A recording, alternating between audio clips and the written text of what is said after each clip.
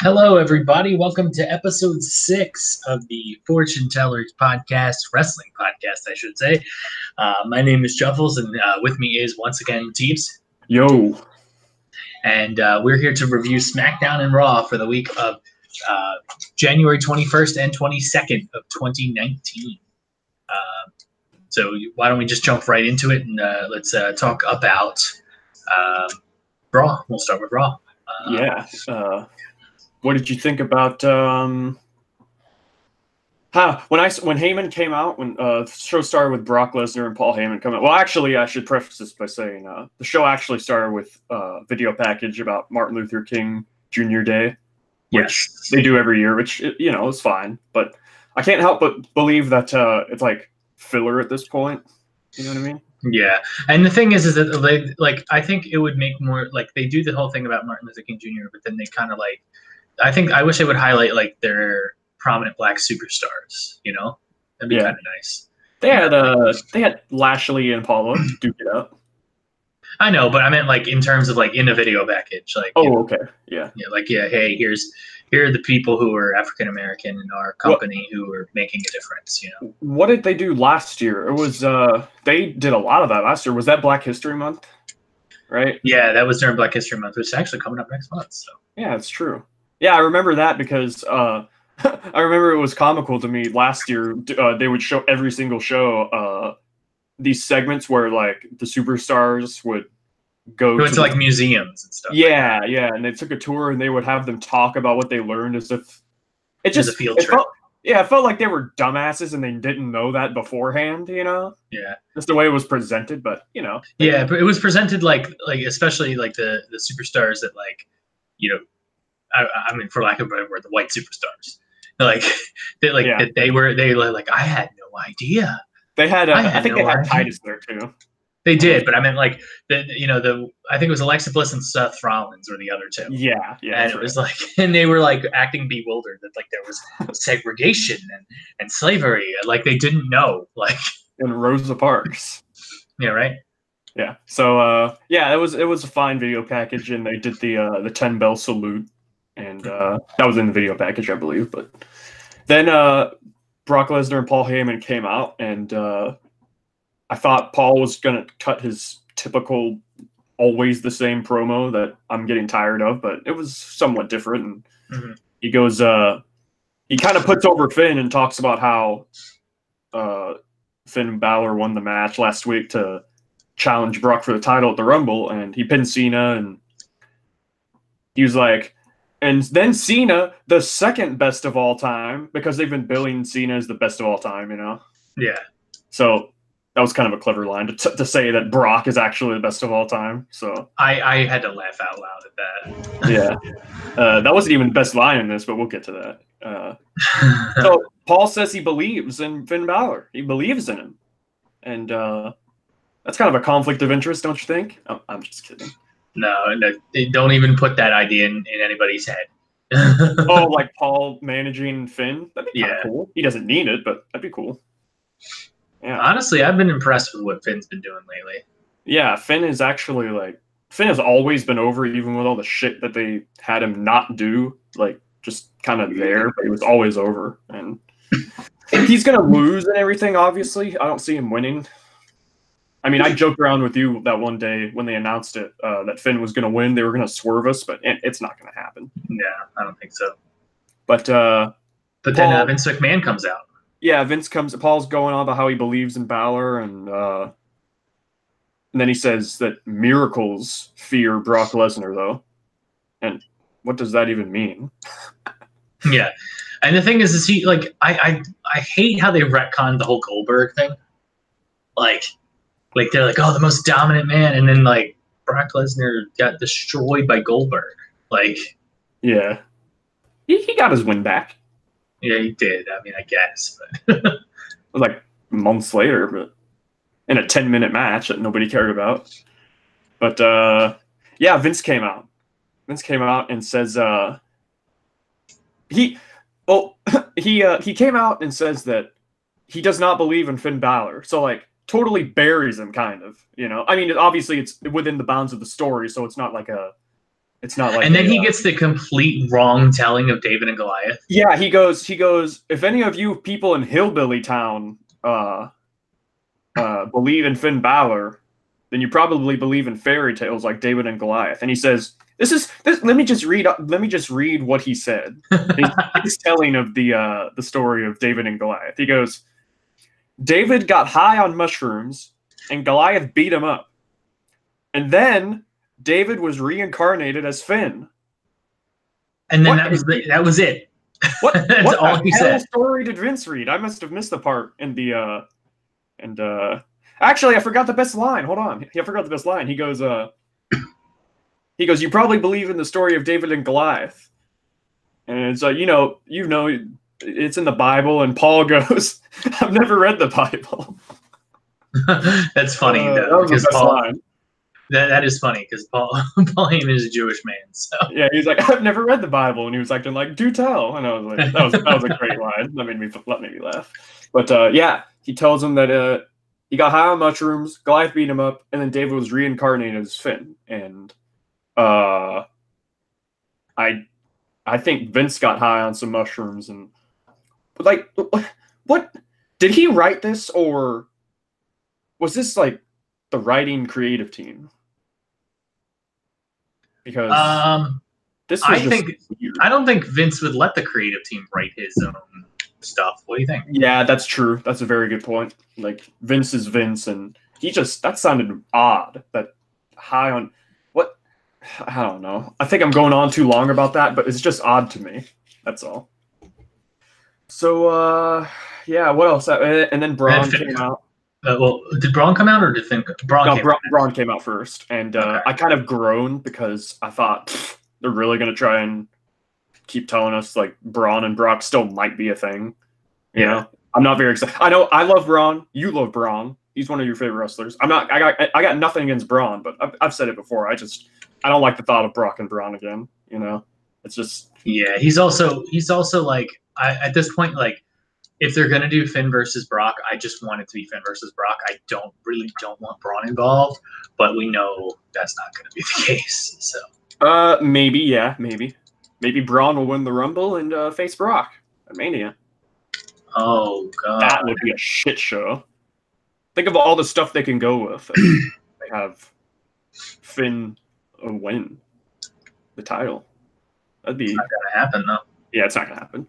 But anyways, Braun comes out, and he blames Corbin for why he was taken out of the match. It's like, no, that's actually not Corbin's fault, you know? Yeah, I mean, exactly. You were the one who trashed the... well, not only that, but, like, it was... You pointed out you made a good point to me, like, on Twitter, that just a few weeks ago, Vince was telling AJ Styles to get an edge and become a more aggressive and whatnot, you know? But then Braun comes out and tips a limo. Well, before that, he rips the limo door off and then punches out the window or whatever. And Vince, like, shits on him for it, you know? Like, what happened to the aggressiveness and the edge and the whatnot? I guess that only applies to AJ, huh? So, yeah, he blamed Corbin, which kind of was dumb. Because it wasn't actually Corbin's fault. It was Vince's fault, if anything. Or it was Braun's fault for just chasing after Corbin in the first place. He got debated.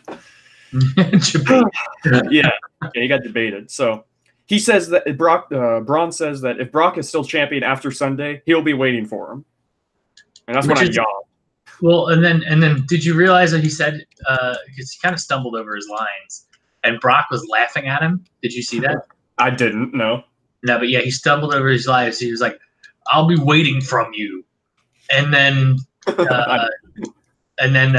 Brock starts saying, he goes, "Oh, you'll be waiting from me? You'll be waiting from me, Braun?" I didn't get that. I didn't see that. Wow. Yeah, and then also there was something a little bit weird when Finn came out and he says, "I hope you beat Brock," which is funny because why would he'd be hoping that he beat Brock if he knows he can't beat Brock? You know what I mean? Well, he goes, yeah, Balor comes out and he tells Vince that he knows that he doesn't believe in him, that Vince does not believe in him. And What really matters is that Finn believes in himself, and the WWE universe believes in him, and that's all that matters. And the crowd like cheers for him, you know.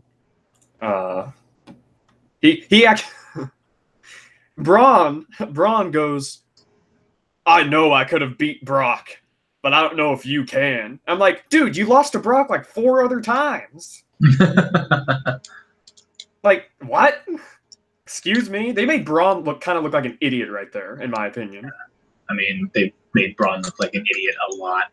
That's true. Yeah, that's a good point. But, yeah, Finn actually corrects Vince on the story of David versus Goliath. He goes, David stood in the shadow of a giant, and they all laughed in his face. But they didn't know who David was and what he was made of. And Goliath fell face down in the dirt. And then he goes, boom! And I guess that means Balor's going to Undisputed Era, huh? He goes, boom! So, yeah, that was the actual telling of David versus Goliath. And Vince made Finn Balor versus Braun Strowman with Brock Lesnar at ringside. And what do you think about this segment? I think it was a little bit awkward, but I mean, it always happens that there has to be a segment where Paul Heyman ups the challenger. Right. Yeah. And I don't know. I think they've written themselves into a corner, though. If Finn loses, then it just proves Finn's right. But they don't want Finn to win. At least that's what I don't think. Yeah. You know? Well, maybe the idea is that Finn will be like, maybe they can have Finn put up such a valiant effort, you know, because we know it's not going to be a squash match unless they're actual like idiots. It's not going to be a squash match, but maybe they'll have Balor go like back and forth and have a all-out brawl, and he'll come really close, and maybe Vince will like somewhat acknowledge that, you know what, I didn't believe in you, but hey, you gave it one hell of a try, and you know, kudos, right? Maybe that would be good. Put him over, you know, even though he lost. But yeah, but I also think that just like even, you know, being Vince, like the character, the way that he's been acting, and the way he's been talking about Balor, the only validation Balor can get is winning. And I'm sorry, like, you know, yeah, that's true. Does he show up as the demon? I don't. He's not going to show up as the demon if he's losing. Yeah, yeah. Well, you know, people were saying that the demon's undefeated, but he's not. I mean, he was beat by Samoa Joe, I believe, in NXT, and as the demon. But yeah, NXT doesn't matter in WWE. Yeah, it doesn't count. Asuka. Yeah, it doesn't count apparently, but I think, I don't know. It doesn't. It makes the most sense to have him as the demon, though. Like, they should have booked this as Finn Balor, the demon versus the beast. It writes itself, you know? Like, it makes sense. But at the same time, you know, if they don't want to I guess they don't want him to lose as demon, then so be it. But I just feel like it's somewhat of a missed opportunity. But like you said, you know, like they booked themselves into a corner here. And yeah, we got Finn Balor and Braun Strowman in a match. And Balor, they do this spot where Balor's on the top rope, and he's going to do I think he's setting up for the coup de grace. And Braun comes up, he throws Finn off the top rope, and Brock Lesnar's outside, like he's outside the ring. Mm-hmm. Braun like throws Finn into Brock, and Brock catches him and hits a belly-to-belly suplex, and the ref is okay with this. Yeah, that was odd. I definitely felt that was odd because the whole like there's something actually I want to talk about a little bit later with SmackDown too in regards to that. But yeah, you know, I don't know if it's something that's just, you know, the refs are just going to be more lax or what, but it doesn't make sense to me. Like they're lenient, they don't want to see the match go down that way. Yeah. Well, that's completely null and void. After, like, if Kurt Hawkins was the ref, this would be a DQ. So yeah, Brock jumped up on the apron and had a stare down with Braun, and Finn pulled Brock off of the apron, and he drop kicked him into the post, and Finn Balor just went off. He ran wild. He ran. He had a tope onto Brock outside, which it looked like he almost missed. It looked like, but Finn goes back in. He just goes crazy on Braun. And he hit the coup de grace, and right as he's about to get the win and pin Braun, which would have been a fucking, that would have been validating, right? He had him beat. That means something to Vince, right? I guess not. But right as he was about to pin him, Brock came in, he pulled Finn off, and he hit an F5 on him. And this was a DQ. I guess the ref was totally okay with a belly-to-belly suplex outside the ring, but not an F5. So... yeah, it ended in a DQ. Finn Balor actually beat Braun Strowman, but it was DQ, so it doesn't count. Yeah, it doesn't count, and that was pretty much it. Yeah. What did they do now? You want to actually like make a quick prediction of like who's going to win the match, and then we'll like when we do our chill sesh, we'll go into detail. Sure. Okay. I say Brock Lesnar. Yeah, Brock's going to win. It's not even going to be.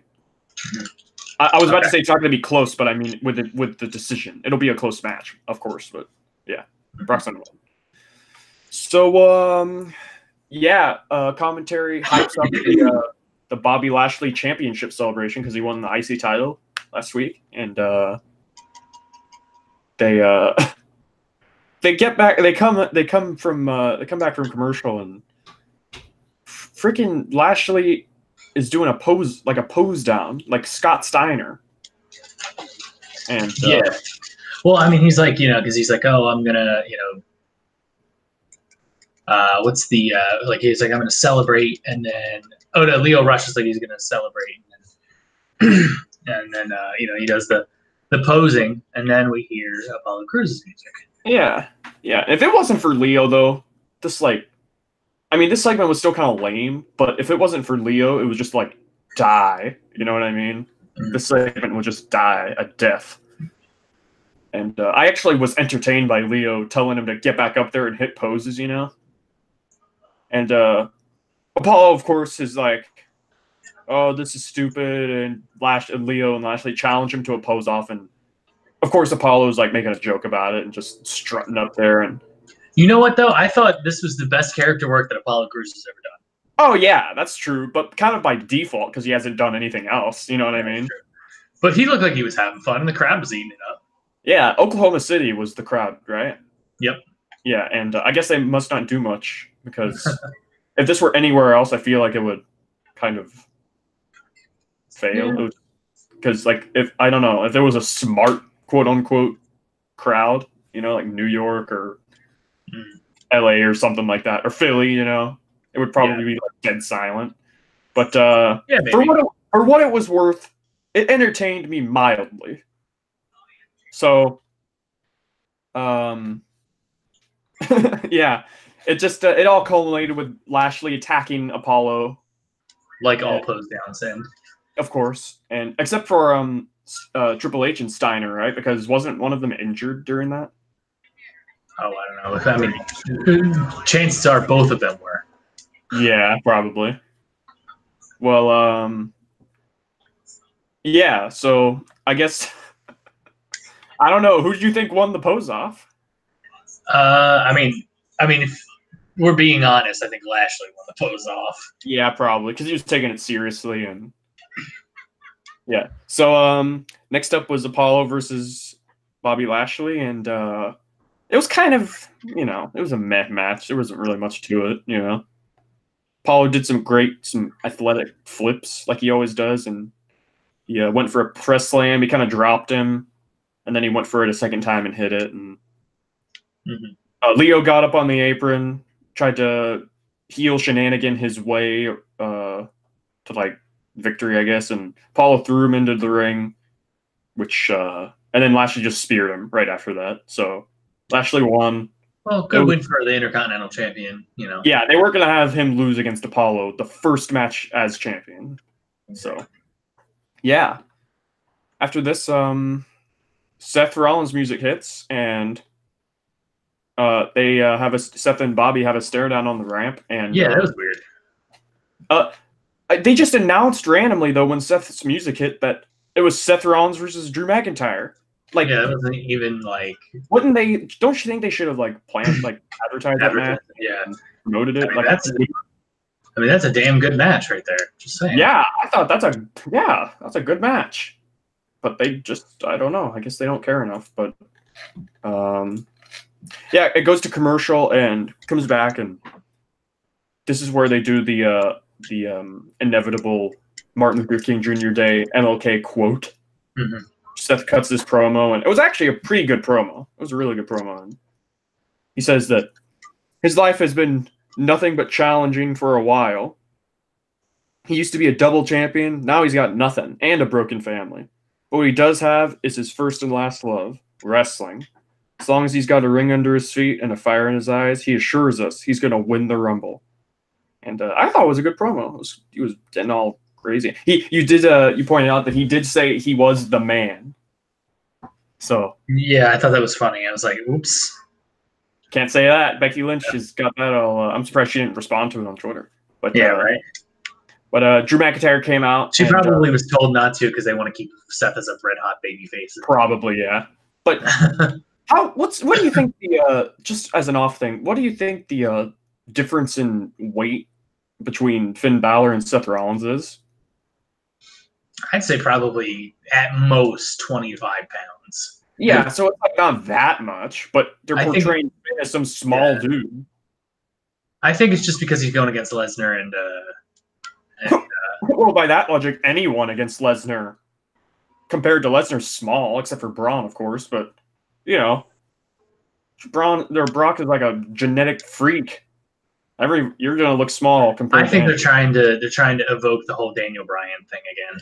Yeah, it's 2019 and they're still doing the small guy story. Like, yeah, nobody cares about whether you're small or not. Look at, I don't know. It's just kind of counterproductive when you've got a cruiserweight division. Yeah. You know? But anyways, Drew McIntyre comes out and cuts off Seth Rollins, and he says there's no chance Rollins is going to win the Rumble, and that he actually hopes Seth and him are the last two, so that he can look dead in his eyes right before he throws them over and wins the Rumble. And it set up this match, and Seth versus Drew, and yeah, is Seth going to win the Rumble? Is Drew going to win the Rumble? Seth's going to win. You think Seth's going to win? Yeah. I don't know if I've made up my mind yet because I keep flip-flopping on who's going to win. He's really the only guy that I could see. That, and I mean, like, like eventually Seth's going to have to win it because, like, he's just, like, you have to have that on his resume. And what a better time to do it than right now, because he's the best performer in the company. Yeah, and it's been reported and rumored and everything that the plan is Rollins versus Brock at Mania. And Seth is going to be the big baby face to finally, end the Brock Lesnar title reign. And, yeah. I mean, I don't know, man. What if they have endless opportunities? This Rumble is stacked. We can get into that some other time, though, on how stacked the Rumble is. But Seth versus Drew. I thought this was pretty good. Yeah, it was a good match. I'm a little bit tired, and I'm glad that he didn't do it too much. But I'm just so tired of the whole Seth Rollins injuring himself in the middle of a match and having to sell his knee the entire time. Yeah. Yeah, it's one of my pet peeves, actually. Like, one of my pet peeves in wrestling is when a person goes for a move and the move requires them to land on their feet or whatever. So they stick the landing perfectly, but they sell. Like, they got hurt. Like, you stuck the landing perfectly. I saw it. Everyone else saw it. How'd you hurt yourself? Like that, and just the fact that it's like, we know how devastating that, like, like torn ligaments are and stuff like that. Yeah. And I just don't like playing around with that kind of stuff, Yeah. It's, yeah, I don't know. Maybe they, I don't know. Why can't they just have Drew, instead of Seth Rollins being stupid and injuring himself, why don't they just have Drew, destroy him? Yeah. But anyways, Drew hit a reverse Alabama slam onto Seth outside the ring, which that always looks cool.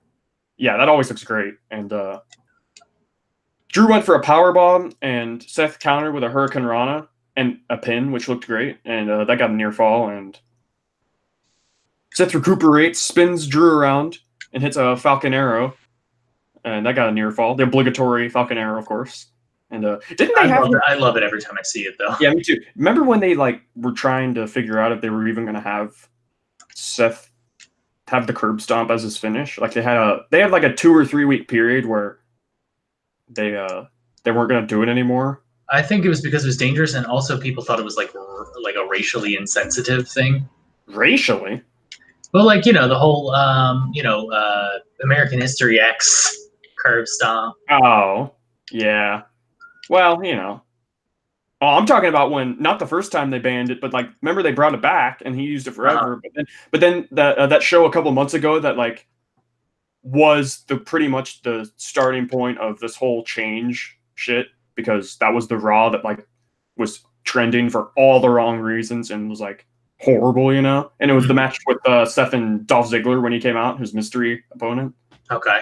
And he finished the match with a Falcon Arrow. He did like a superplex off the top and then hit a Falcon Arrow, and that was the finish, which I actually thought was a great finish because, you know, how many times have we seen him hit that big superplex and a big Falcon Arrow, but then like he kicks out? Doesn't that kind of, you know, diminish the move a little bit? But he actually won. Yeah, I mean, I get what you're saying there, but I kind of agree that like that's not something that should be a finisher in my mind. Yeah. So, anyways, I was just thinking that might have been his finisher for a little bit, but then they let him use the curb stop again. So I don't know what the deal is with that. If they're you just pick a finisher for him, you know. If you don't want him to use it, don't use it. Then Drew hit a big avalanche white noise from the second rope for a near fall. And yes, did you see how Seth's head bounced off the canvas there? I did not. That was scary. Yeah. And right after, literally like a half a second after Seth kicked out of that white noise, Drew picked him up and hit a power bomb, like a big power bomb, and that also he kicked out of. And Drew was, of course, doing his yelling at the guy on the ground, which I'm kind of like, I feel like they're kind of trying too hard for Drew to always do that, where he yells at his opponent on the ground, like grabs him by the mouth and like looks him in the eyes, you know, like he's on his knees on the ground, and he goes for a big lariat. It looked like he was going for a Rainmaker, kind of, only he didn't do the setup. But and then Seth just countered the lariat and then schoolboyed him and won. Yeah, I mean that was kind of their way of keeping like Drew, you know, strong even in loss, because there was no possible way that like they could do it where you know, Seth wins, but also, you know. Yeah, I don't disagree with you, but I could see somebody also arguing that it's kind of like a lame way to lose when you get rolled up. You know what I mean? Like, like obviously getting rolled up is a completely legitimate way of winning, but there's just something about getting rolled up that's kind of like, I don't even know how do I articulate this. There's just something about getting rolled up that's kind of like, oh shit, wow, that guy got rolled up, what a loser, or whatever. You know what I mean? Yeah, I mean, it's like a double effect. Like getting rolled up can show, oh, he got rolled up, it was like a fluke win. But it can also show, damn, that guy got rolled up, you know? It's like 50-50. I mean, I get what you're saying, yeah. But I mean, like, I think it was the best decision they could have made. Yeah, they weren't gonna. Yeah, this is their way of not just outright beating him. So that's fine. It ain't gonna hurt him. It's Seth Rollins, you know. So my only complaint is that, like, maybe if you knew this was the Raw before the Rumble, why not put Seth against someone who it doesn't matter if he beats? Right. Like, well, it ain't gonna be Ziggler, so. Baron Corbin, yeah, they could have, because fucking, we'll get into that with the Elias. But backstage, it's the Revival and Vince, and I bet they had some choice words for him like last week when they supposedly asked for their release on the spot. And did we talk about that? I can't even remember. Like yeah, we did. Okay, so Revival are going through all the times they got screwed in the past month or so to Vince, and they're completely right. So they're like, we want another match for the title, but we want a special guest referee. Someone that won't fuck us is pretty much what they're saying. I'm paraphrasing, but Kurt Hawkins comes out of nowhere. When did you ever think you'd see Kurt Hawkins talking to Vince McMahon on TV? I don't think so, but you know what I noticed? Kurt Hawkins looks good. Yeah, Kurt Hawkins isn't terrible. I don't know why they just made him a complete loser. He's actually not. He's not too bad. And he's got a good look, I think. And yeah, Kurt Hawkins comes up and he says, Vince is like, you lose too much. You need to find a new job, which was kind of funny, I guess. He's just outright telling, why doesn't he just fire him then? Yeah, I don't know. I mean, like, I think about it. Like, what's the reason and why? Just for Vince to be a dick, I guess, because it's classic Vince. But Vince makes Kurt Hawkins the special guest for the Revival, and the Revival are like, all right, Kurt Hawkins a heel, we're heels, fine, I'm cool. So, yeah, I like how he goes. Oh, Kurt, you look like you lost weight. Yeah, that was funny. And yeah, so the title match set for later in the night is Revival versus Chad and Bobby for the Raw Tag Titles with Kurt Hawkins as a special ref, which it's a shame they didn't have Heath Slater as the ref anymore. They could have really had a. Hey, Heath, you know, he was over there for a moment. He was, yeah. Even as dumb as I thought that whole story was, but hey, he was over. So next up, we had another Dean Ambrose promo that backstage that I just really. Is it bad? Like, I don't pay attention to the Dean Ambrose backstage segments. No, it's not bad because I'm just bored. Like, I like Ambrose, but I don't know. He actually quoted Martin Luther King too, didn't he? Yeah, that was a little bit weird. You shouldn't have your heels quote Martin Luther King. Yeah, you're gonna boo a dude. You're gonna boo a dude who's freaking quoting one of the greatest like civil rights guys ever. You know? Yeah. Right. So what did he even say? He said that he's just gonna win the Rumble, and it was pretty basic, and I couldn't care less, and whatever. Justice will be served is what he ended with. And next up, we had another segment I literally did not pay any attention to, which was Jinder Mahal and the Singh Bros versus Lucha House Party. If you paid attention to this match, you can take over because it was just a killer match. Yeah, it was filler. Yeah, we can just skip this match all outright. Pretty much. You told me that the wrong people won. Just saying. Yeah. You told me that nobody wins in this match, dude. You told me on texting me that you said fuck Lucha House Party.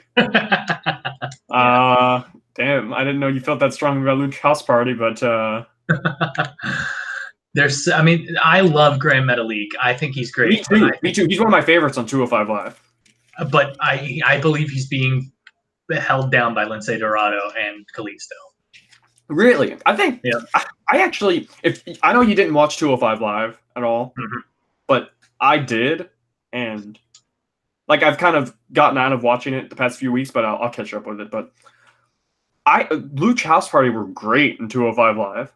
Like they had some killer matches on 205 Live, and then and I think they're still on 205 Live right now. So they're not just on Raw; they're still on 205 Live. But ever since they've been used on Raw, there's just what's the point if they're just gonna bring them up, no plans, job matches, filler matches? Like, what's the point? Just to fill out the show? Like, there's like you can look at Lucha House Party, and then you can look at Mustafa Ali and see the complete difference. Yeah, and the funny thing is, Kalisto was actually cruiserweight champion, and Mustafa wasn't. Yeah. I mean, that was a couple years ago, of course, but even still, you know. So, yeah, I didn't pay attention to this match. for historical purposes, Lucha House Party won. Yep. And they showed an EC3 video package. And then they showed EC3 backstage talking with Dana Brooke. I thought that was funny. EC3 is just flexing. Dana Brooke's like, she's asking him questions. Like, what do you eat or something? Yeah, like what's your diet or whatever, you know? And hell of a call up.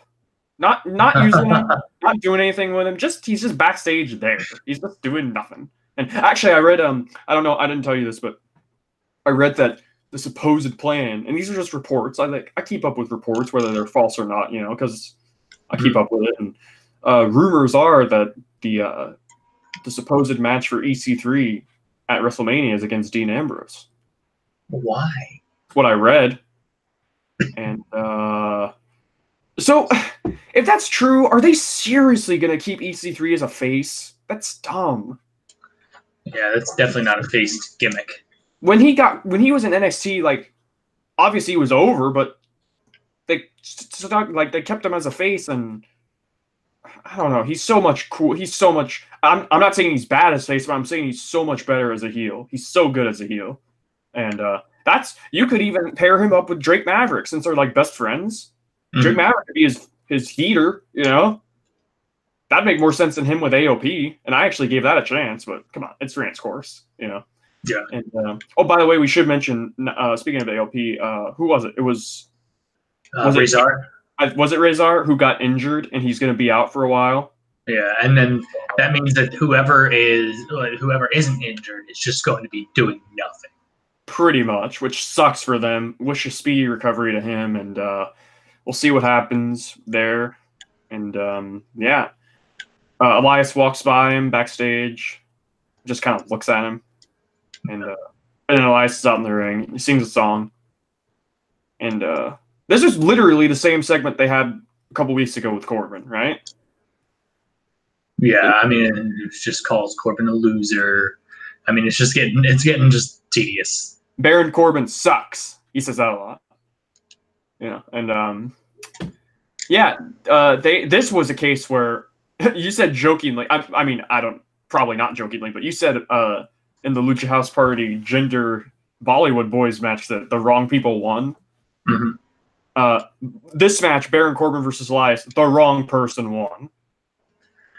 Like, the wrong person won. Baron Corbin has now beat Elias twice. For what? For what reason did he need to lose against Corbin twice? I mean, the thing is that how farther down can you get Corbin to go, though? Like, you have to at least, like, rehabilitate him a little bit. Yeah, but at the same time, you've got Elias who's really over with the crowd, and he's one of the few guys that gets a consistent reaction every single week, but they're just beating him. And they've already established that Corbin's a complete loser, you know, like on the show. And I don't know. I just think that maybe Elias will eliminate Corbin. That's probably what's going to happen. Isn't that what happened last year? Did Elias eliminate Corbin? Who eliminated Corbin? Remember last year at the Rumble, Corbin got eliminated, so he like went apeshit outside the ring and beat everyone up. You remember that? I thought it was Finn who eliminated. Was it Finn? Okay. Well, either way. Maybe Elias will eliminate Corbin, and yeah, I don't know. This feud does nothing for me, and I feel bad for Elias of losing twice. They couldn't even do 50-50 booking for this. They had Corbin beat him clean twice. So, I don't know. Maybe they gave up on Elias. But anyways, next up we had the Moment of Bliss. What do you think about a Moment of Bliss, the talk show, Alexa Bliss talk show? Because a lot of people are shitting on it on Twitter. I don't know what to think of it. I don't think it's terrible. I think, all right, so this is what I'm thinking. It's good until she's back. Like, you know what I mean? Yeah, as a wrestler? Yeah. Yeah. And she announced during this that, I guess we'll just go through it. She lists off everyone in the Rumble. So, like, you can tell this is filler. Like, she's going through the list of all the people that are confirmed for the Rumble. It took like it took like 2 minutes, and she's like, "I'm bringing up my best friend or my former. We used to be best friends, and we used to be enemies. Blah blah blah. She's the odds-on favorite to win the Rumble. Nia Jax. And I'm like, why is Nia the odds-on favorite? Have they ever seen Big Show in the Rumble for like the last 22 years? Like, I don't know. The big person is the odds-on favorite because they're big, I guess. Mm-hmm. So, Alexa asks Nia, who would you challenge if you won the Royal Rumble? Ronda or Asuka, depending on, currently, I guess. Yeah. Who the champs are as of that segment. And she doesn't even say anything because Ember Moon comes out and interrupts. And I thought, thank God. I do not want Nia on the mic. You know what? I'm going to say this. Ember Moon has one of the most underrated theme songs. That is a bop. Yeah, wasn't that sang by Hailstorm's lead singer, or was that just for that one occasion? I think it was for NXT. For the takeover. Yeah, I think it was just for that one occasion, but Ember came out, interrupted. Thank goodness. I did not want to hear another terrible Nia Jax promo. She takes Nia Jax's mic, and she's like, I'm tired of sitting back and doing nothing and waiting for an invitation that was never coming. That's what she said. So she said that I'm winning the Rumble this Sunday. And Alicia Fox came out, and she said she's the captain, of course, of the whole freaking Raw division of the women.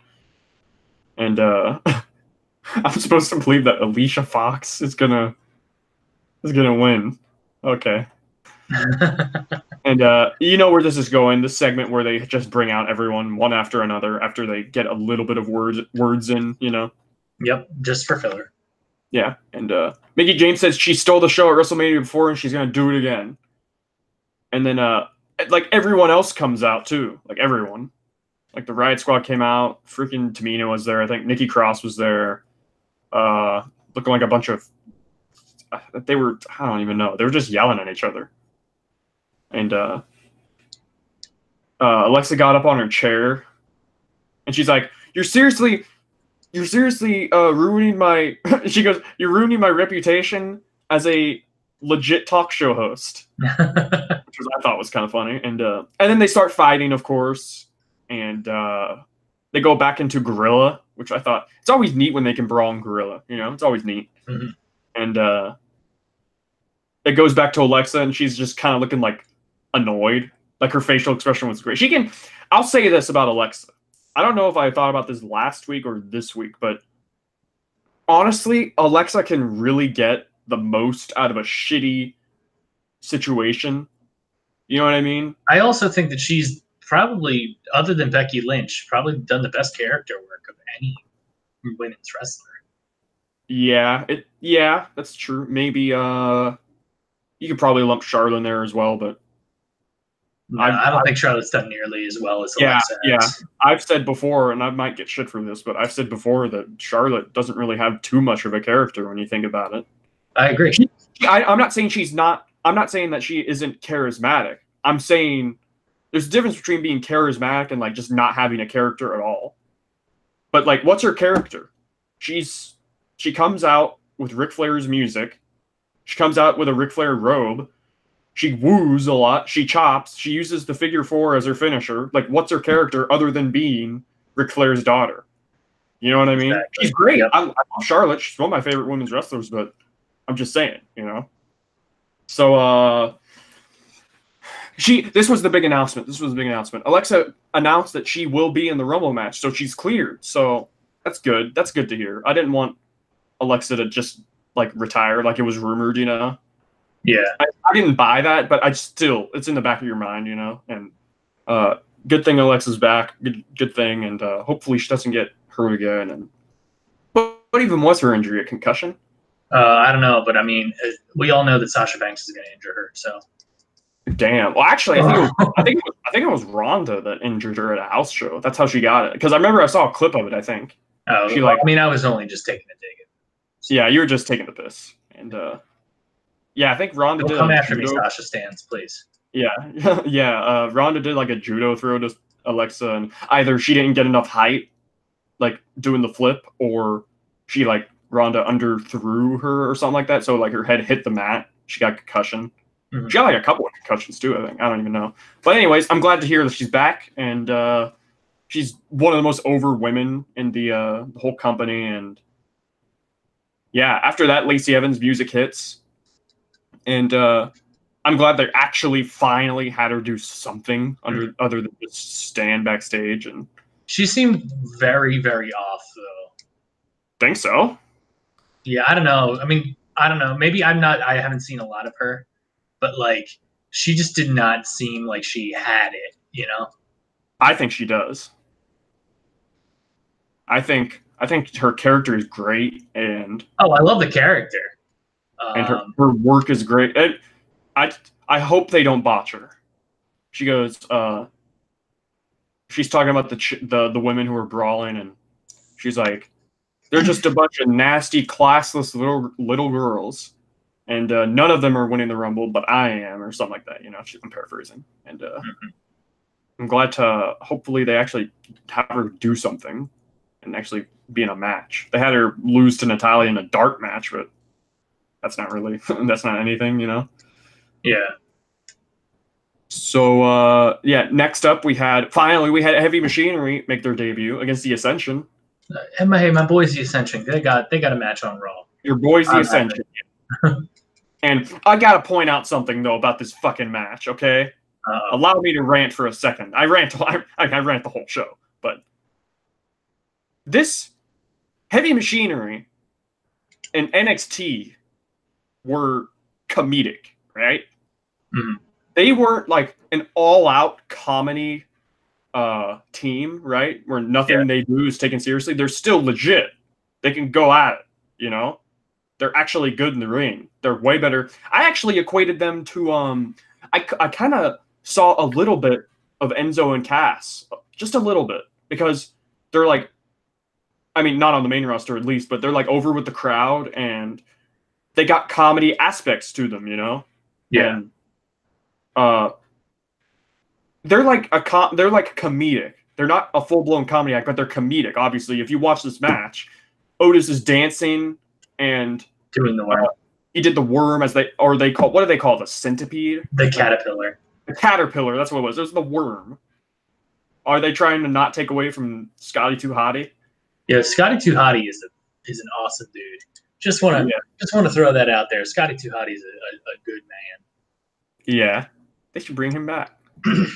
But he lives in Orlando. Oh, does he really? You should. Yeah, he goes to the parks, the theme parks, all the time. He's like a huge Disney nerd. That's pretty cool. Just like me. So I wonder if he ever goes with Alexa, because she goes there pretty often too. Yeah, I mean he takes his kids. He actually has a YouTube channel. Actually, we should like maybe link it. Yeah. Well, anyways, as I was saying, my rant about this whole situation, they're doing this match, right? It was Heavy Machinery versus the Ascension, and it's just Otis is dancing during this match, and the commentary is like, it's comedic, but they're like shrugging it off. They're just laughing at it the whole time, and not laughing at it in the sense that, oh well, it's a comedic act, what do you expect? No, they're not even putting it over though. You know what I mean? It's like, oh, look how dumb this is. Kind of. They're like, wow, look, he's dancing and he's doing the caterpillar or whatever. And if you watch NXT in the commentary, Mauro Ranallo, first off, Mauro Ranallo is the best commentator they have. Why he isn't on the main roster, I don't know. Mauro Ranallo is going to get bullied again. Well, JBL ain't there. I mean, I guess he's there for the Rumble, but Mauro Ranallo should be on the main roster. The commentary here was not really putting this over. They were just. How many times do I talk about the commentary? I'm beating a dead horse. It's just so bad.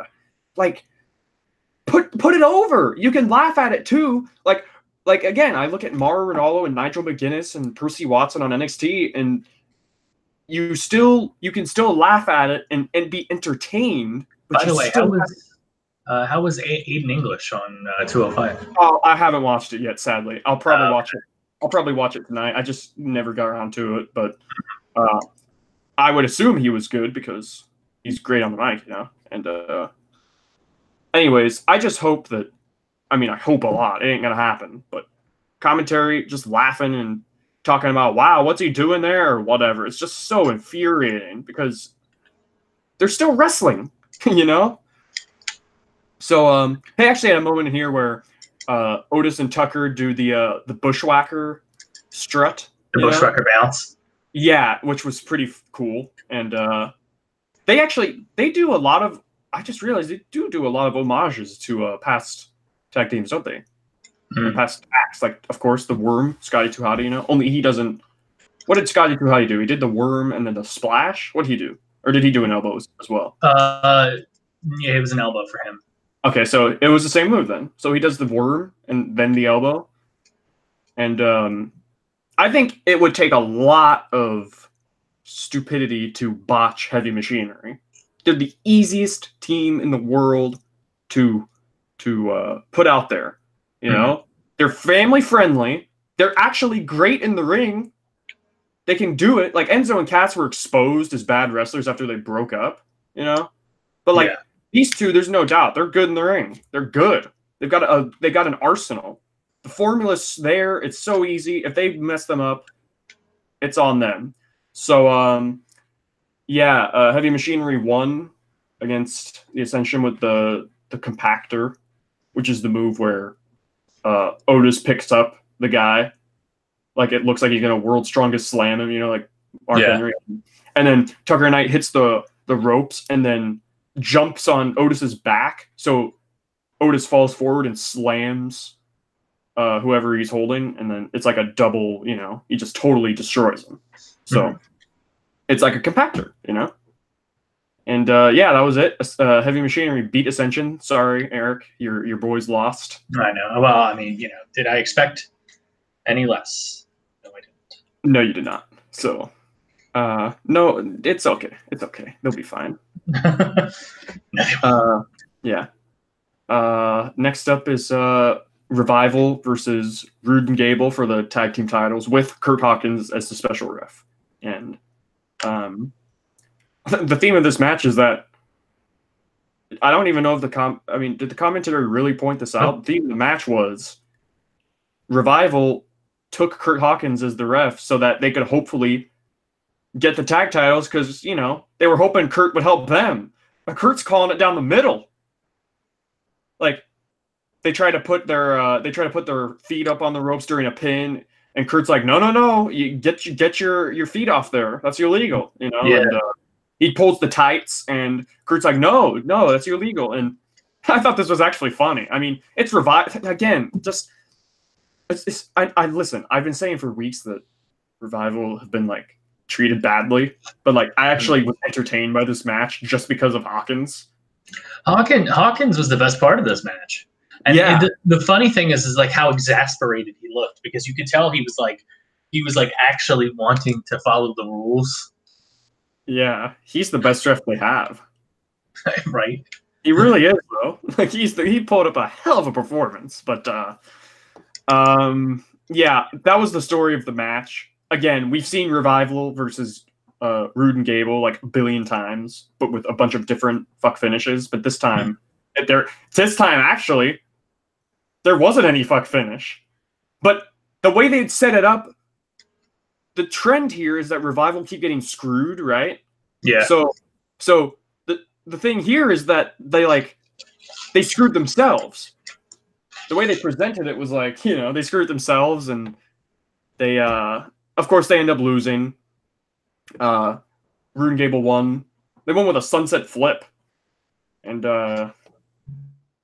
after the match, Revival laid the Smackdown, pardon the expression, on Kurt Hawkins. Poor Hawkins, he was just doing his job, you know.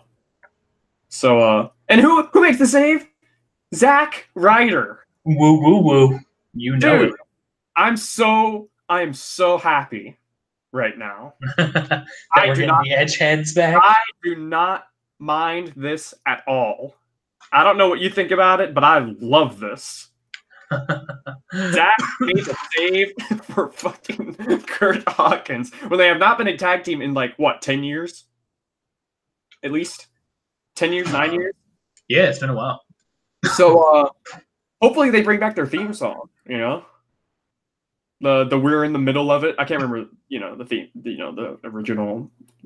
Those are the lyrics I remember. Great theme. Which one? Huh? The Zack Ryder one? No, the we're in the middle of it. You know that theme song? Oh, yeah. I don't remember that. I love that theme song. I can't remember any of it, but I remember that I love it. So Zack Ryder helps up. He runs in, he runs wild in Revival and throws him over. He helps Kurt Hawkins up, and they have a little moment. Dude, I hope this leads to them being getting Kurt back. Kurt his first win in a long time. It's time. Yep. Do you think he's going to get a singles win, or do you think he's going to get a tag team win in his first win? If it's going to happen, it's probably going to be a tag win. Actually, I just thought it's probably going to be against Revival, which I think it should be a singles win, but Zack Ryder's there at ringside or something. Yeah.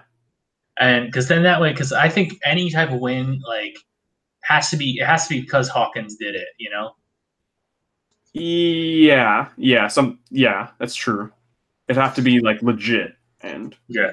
And if I were gonna do it, I would actually have it be serious, because it would suck to do all that, have his first win in 250 odd losses or whatever, but it gets no reaction. So exactly. So I don't know how they're gonna do it. It's probably gonna be against Revival, because fuck the Revival, right? I'm not even hashtag fuck the Revival like the Young Bucks do, but just maybe Vince maybe Vince is a big Young Bucks fan. He hates the Revival. That would be funny. So what was up next? Oh yeah, this was the main event. This was Ronda Rousey's backstage interviewed, and she did stumble over her lines a little bit, and she see, at first I thought, this promo, but then Bully Ray said that he loved the promo because it was passionate and it didn't seem scripted, and I kind of agree with that. And the thing is that I think we're so used to hearing scripted promos that it's just when we don't hear something that's like that, it's immediately we think it's shit. Yeah. Yeah, the non-scripted promos are a lost art in WWE, because Ronda Rousey's a former UFC fighter. She cut promos all the time back then, didn't she? I would assume, right? I don't think it's a promo, really. You're trying. I guess you are trying to sell the match, but you know what I mean. Yeah. And they're allowed to swear there too, If you just watch any Conor McGregor face off with his opponent. Who the fuck is that guy? Who the fuck is this guy? Who the fuck? But yeah, although I changed my mind on the Ronda promo, it wasn't that bad. She stumbled over her lines. It happened.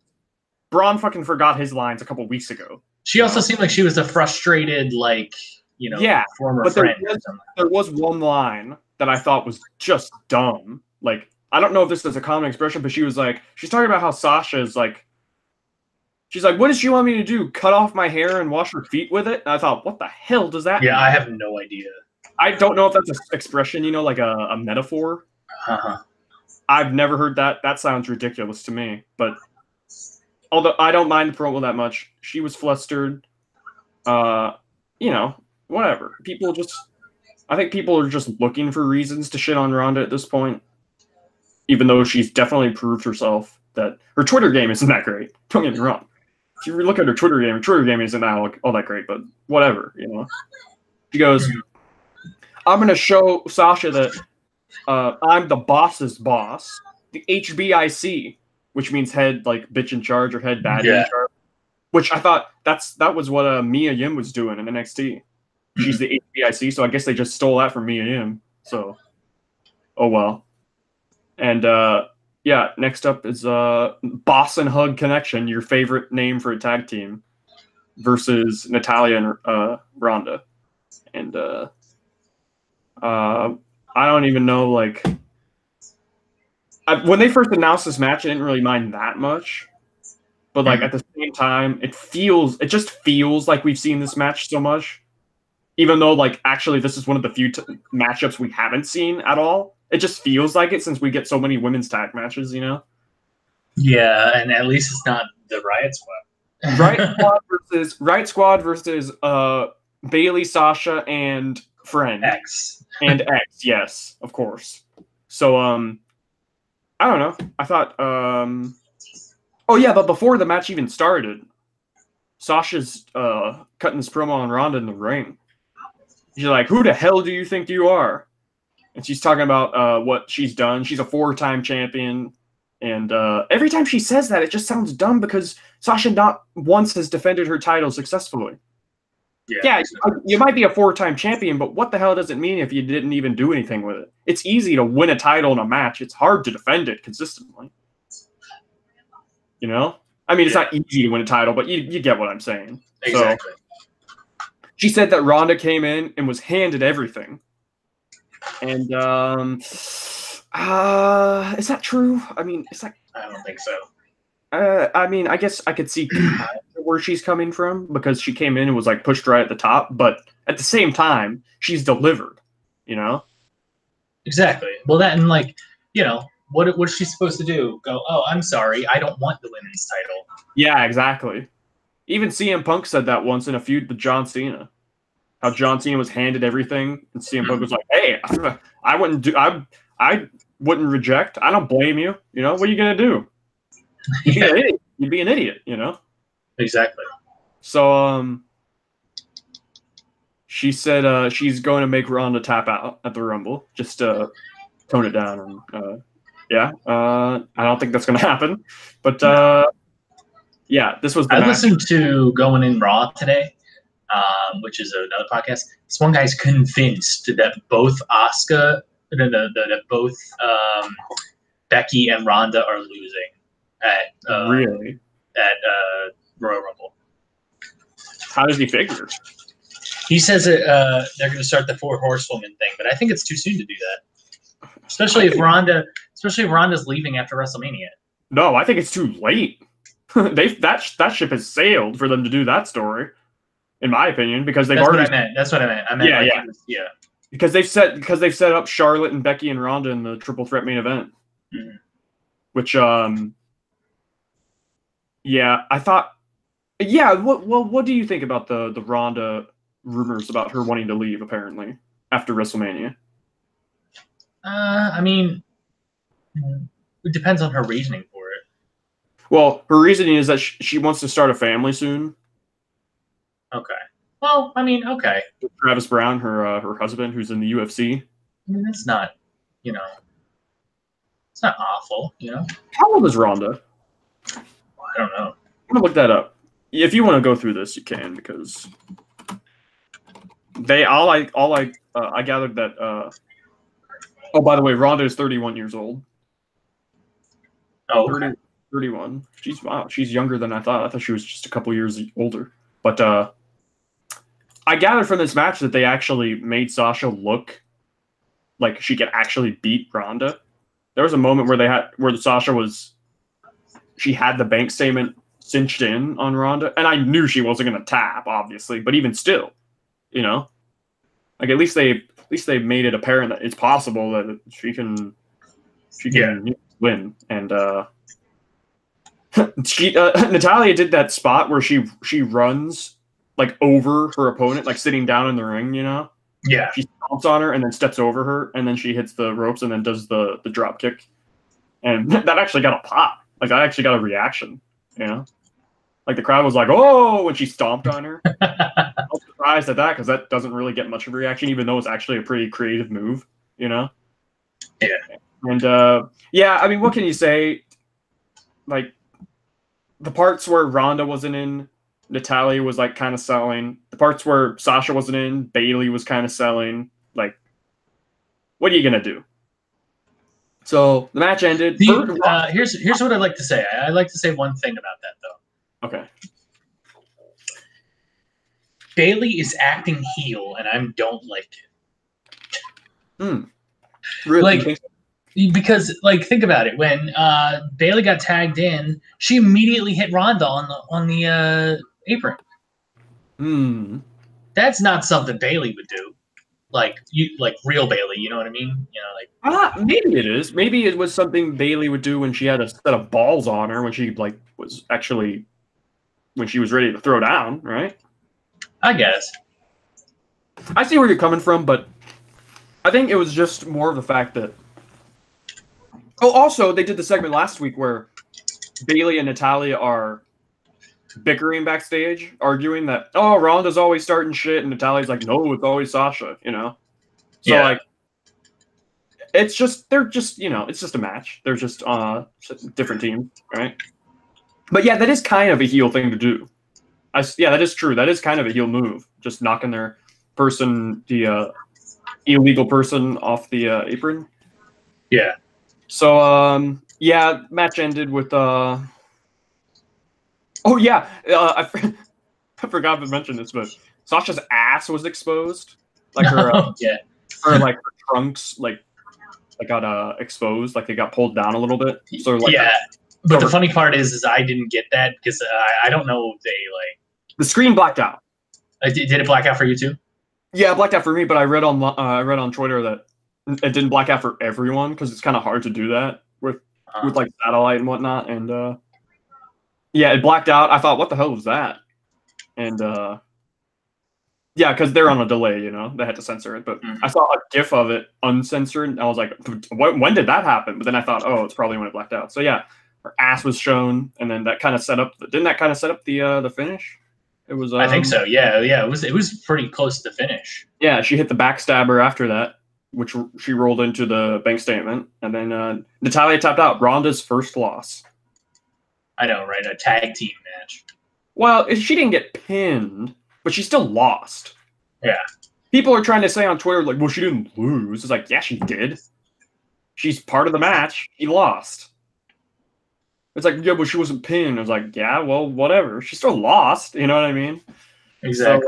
So, after that, she's I don't even know. That was actually it.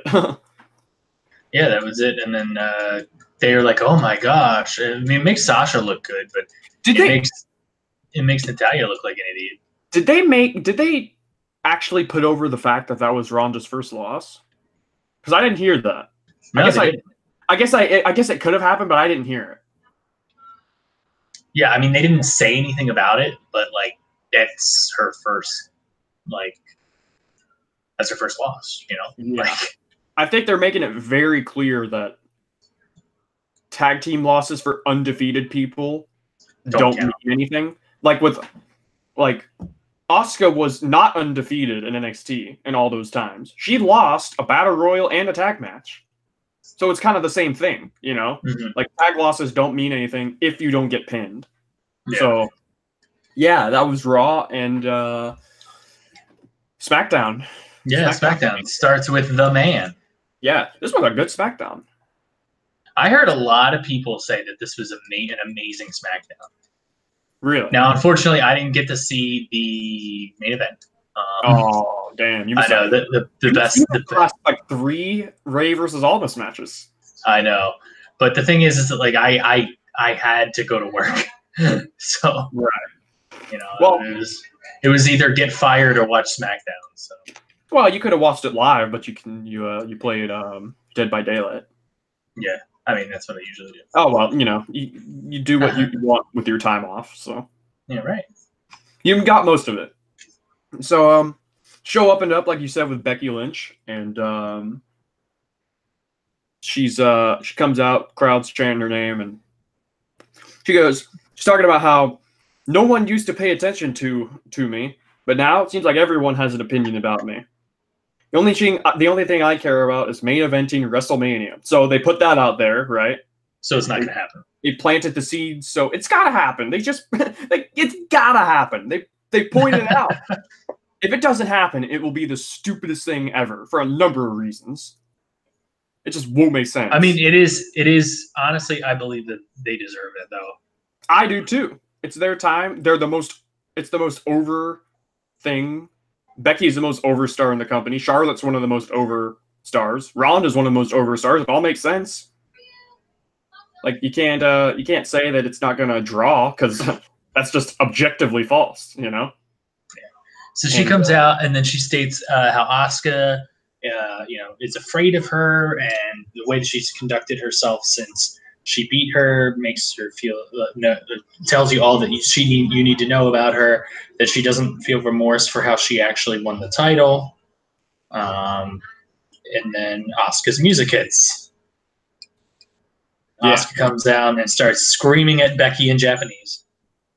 I actually kind of like that because I was ranting the other week or whatever about people doing what chants? People doing what chants at somebody trying to speak English in a promo that they obviously don't speak English as their first language.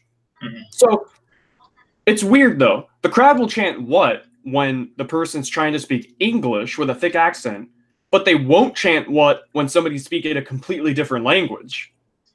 Which I think is funny.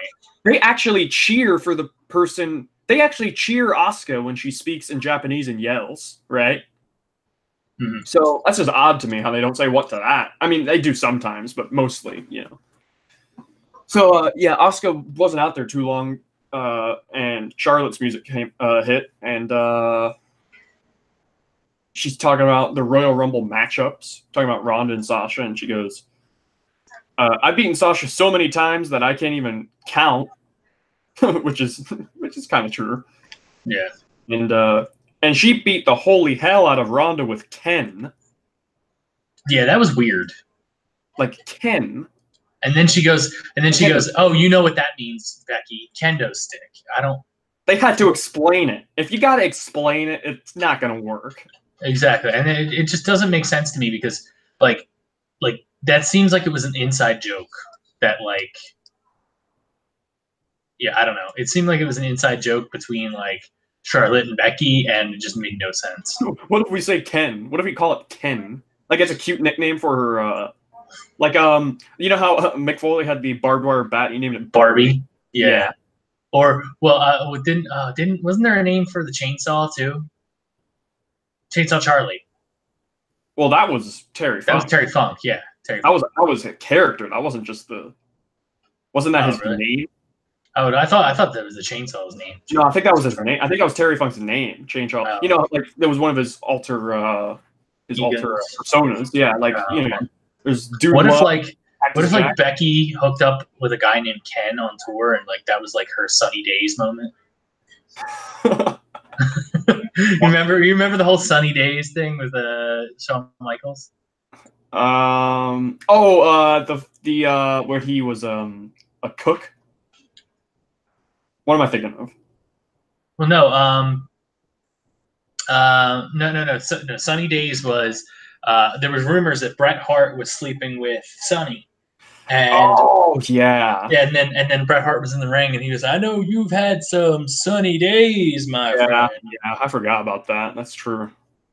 Yeah, Kenny Dykstra, Kenny Omega. It's all coming full circle.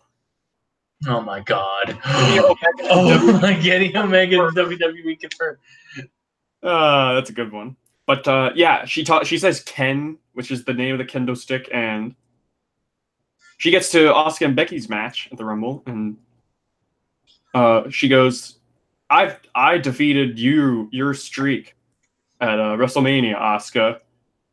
And Becky, you might have owned me for a few months, but I've owned this entire women's division for 4 straight years, and I'm the main event.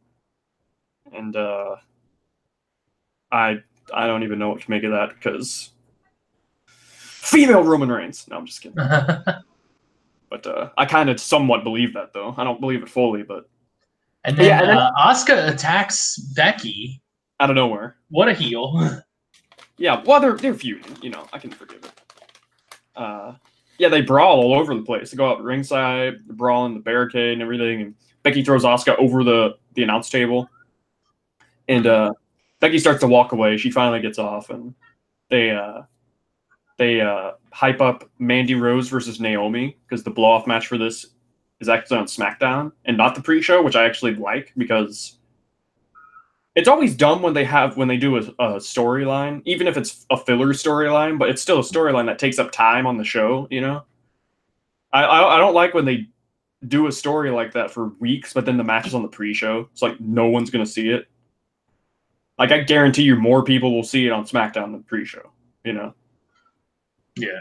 So yeah, they come back from commercial break, and Asuka and Becky are brawling backstage. And this brawl was sponsored by Golden Crisp. Did you see that? Yeah. You could be as cool as Sugar Bear. Yeah.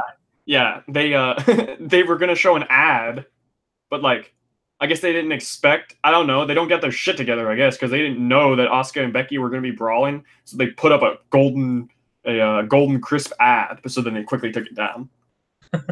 So yeah, the security guy, not security guys, the producers and the refs pulled them away from each other, and it looked like a dude got a handful of Becky's tit. The referee, who was that? I don't know, but he's about to get Me Too'd. Yeah, it looked like it to me. Oh, you should see later. I tweeted later that they were showing. This isn't in my notes, so I'm just gonna point it out now. But last week during the Rey Mysterio versus Andrade Almas match, when during the finish of that match where Zelina got up on the apron and distracted Rey, the referee went over to Zelina and like motioned for her to get down, and he grabbed her, you know, the ref, and I think it was Kyoto, and it looked like he got a handful of Zelina's ass.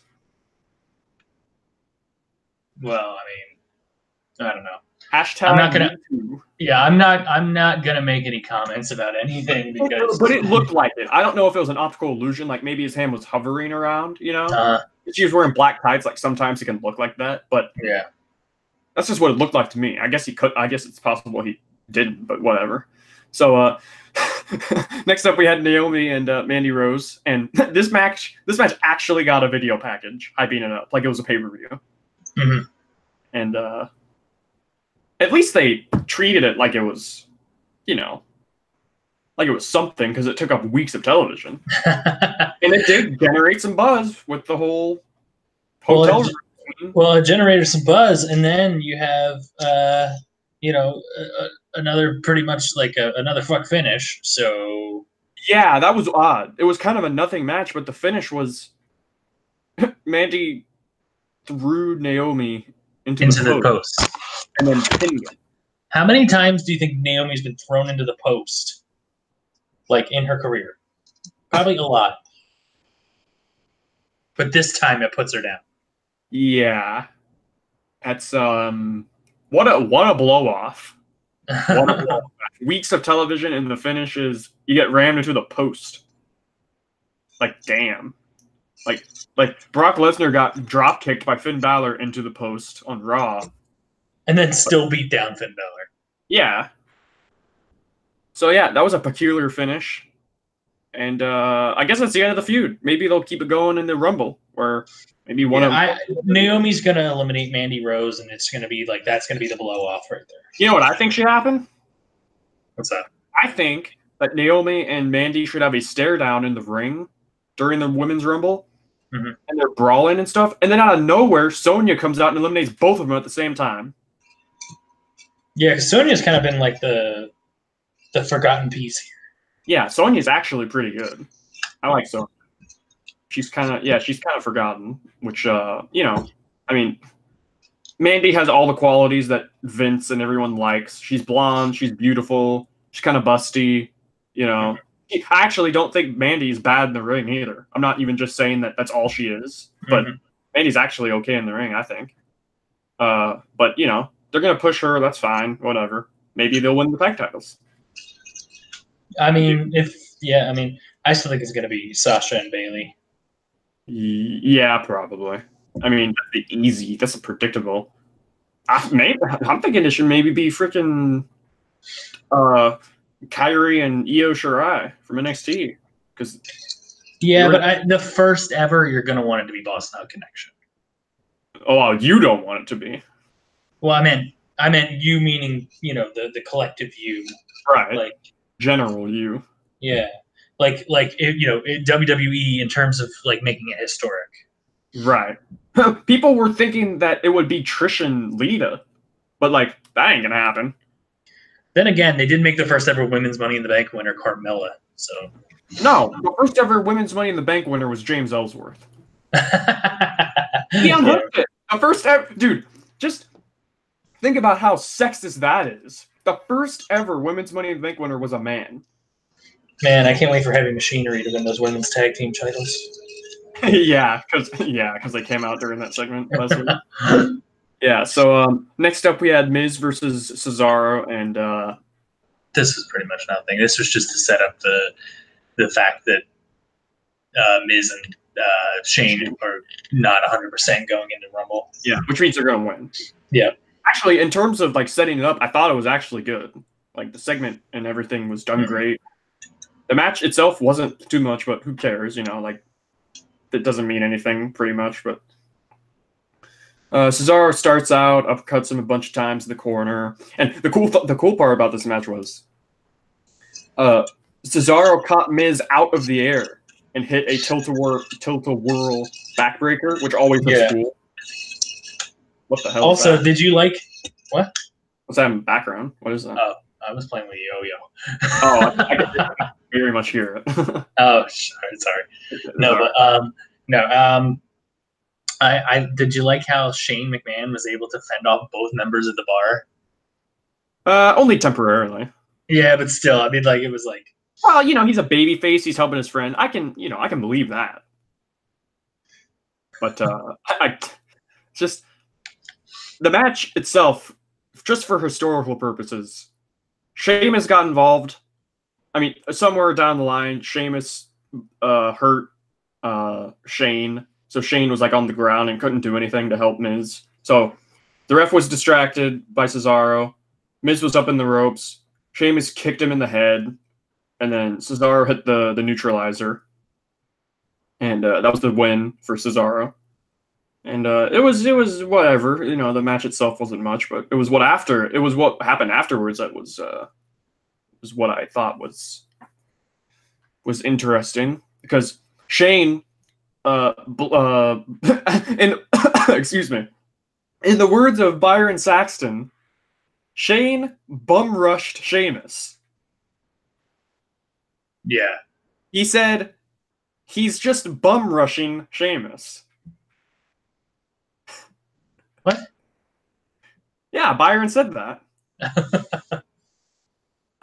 Byron said he's just bum rushing Sheamus. Like, okay, I guess that's I didn't expect him to say that. I guess that sounds a little homoerotic, right? I mean, that's. I mean, I know bum rushing is a thing, like a phrase and everything that you hear a lot, but Is he bumming Sheamus?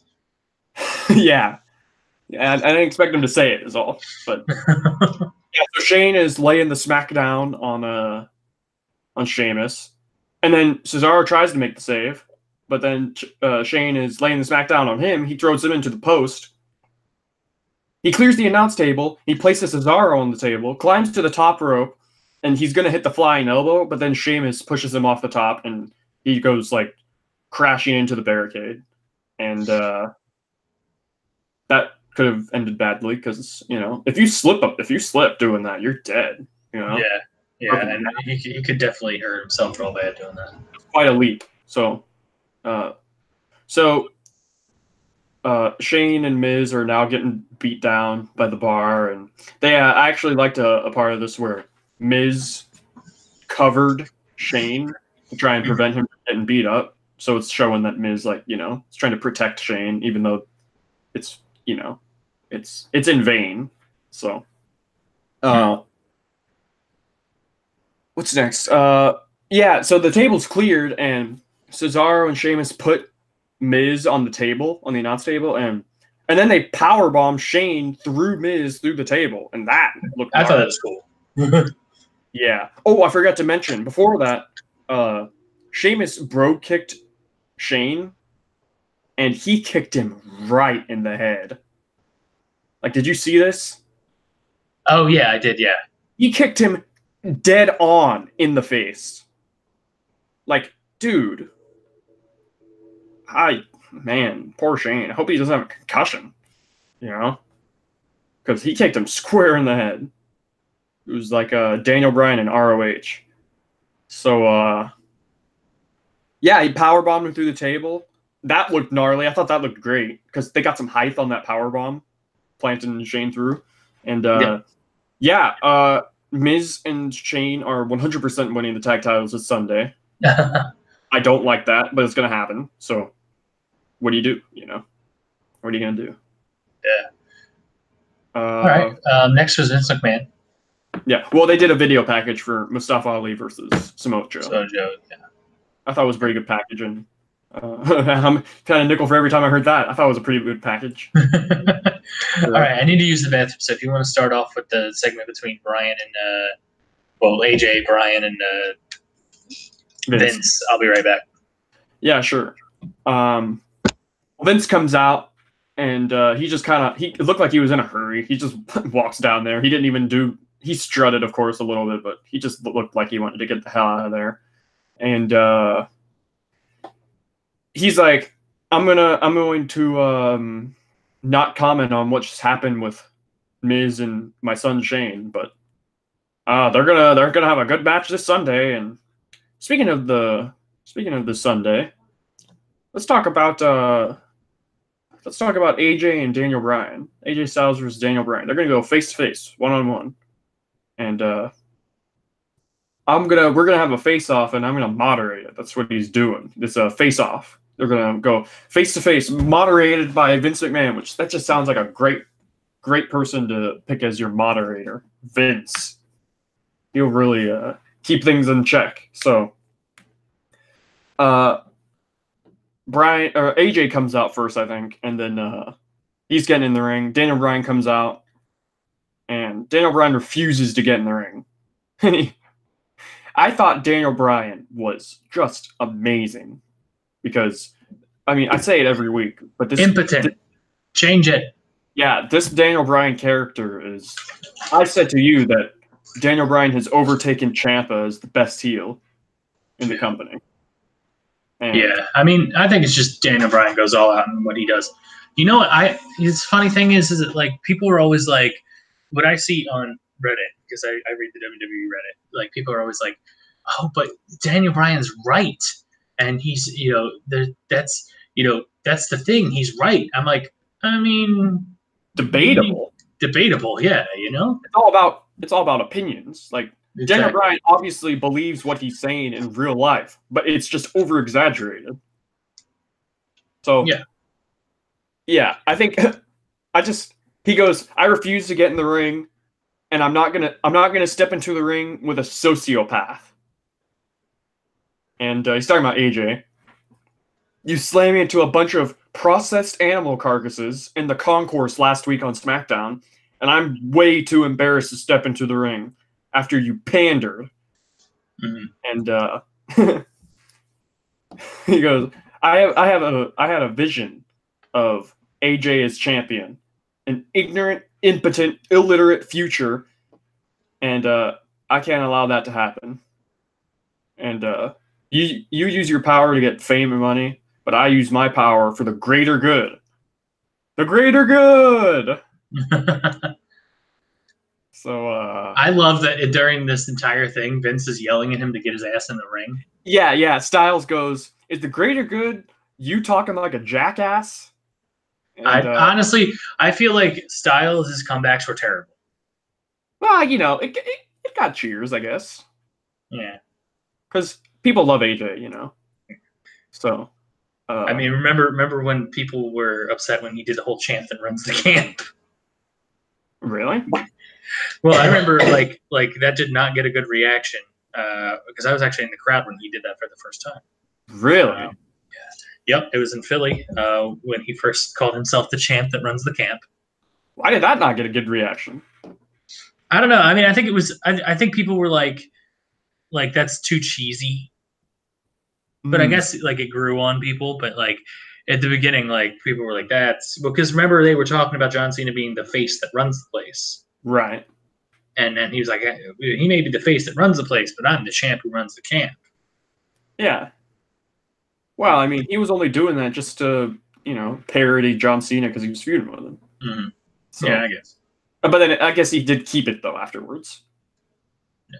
But yeah, Daniel Bryan goes, the people, these fans, want you to be champion because you make them laugh, cheer, jump out of their seats, but you don't ever make them think or feel guilty about the things they do or feel bad about themselves. I don't care about these people's feelings. I'm not the people's champion. I'm the planet's champion. Which I thought was funny too. I thought that was good. Yeah. He's Captain Planet. No? Okay. So he actually says Planet doesn't need AJ Styles. So is he like telling him to kill himself? He's encouraging suicide. Oh, yeah, right. And I don't think that would go well with this. The Planet doesn't need you. The world wouldn't change. Actually, the world would change. Is this whole point? But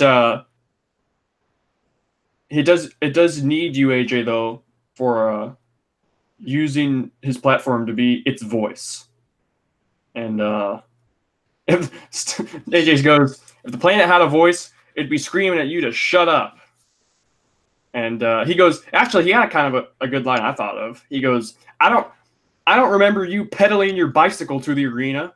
No, I bet you took a plane too to get here. There's a word for that. Fickle. And, impotent. Change it. Yeah. Fickle, change it. Impotent, change it. So Brian, I guess, is impotent after all this. So, yeah. Pretty much, I just thought this was a great promo, and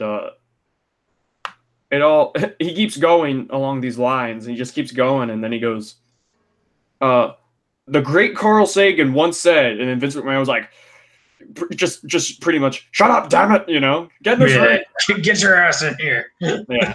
Every time I do a Vince McMahon impression, I have to go, damn it. It's just my impression. I don't know why, but he's telling him to get in the ring.